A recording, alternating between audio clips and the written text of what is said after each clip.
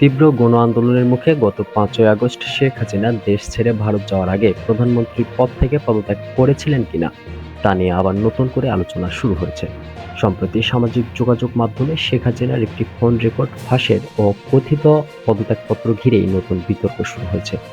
যদিও আওয়ামী লীগের পক্ষ থেকে তাদের ভেরিফাইড ফেসবুক পেজে সেই পদত্যাগপত্রটি ভুয়া বলে দাবি করা হয়েছে। যদিও এর আগের দিন দলীয় এক কর্মীর সাথে কথোপকথনের একটি অডিও কল রেকর্ডে শেখ হাসিনাকে বলতে শোনা যায়, দেশ ছাড়ার আগে তিনি প্রধানমন্ত্রীর পদ থেকে পদত্যাগ করেননি।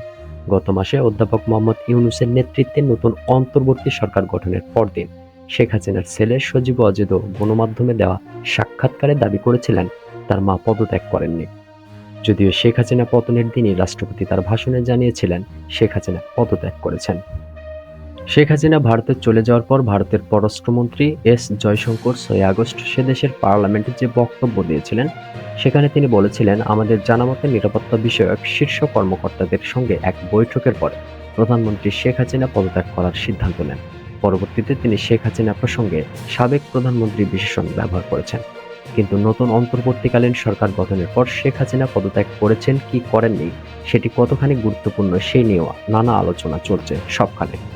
সংবিধান বিশেষজ্ঞরা বলছেন, গণ অভ্যুত্থানের মুখে কোনো সরকার প্রধানে ঘোষণা দিয়ে পদত্যাগ করেন না। এখন প্রশ্ন উঠেছে, শেখ হাসিনা যদি সত্যিই পদত্যাগপত্র জমা না দেন, ভবিষ্যতে এটি নিয়ে কোনো সংকট তৈরি হতে পারে কিনা।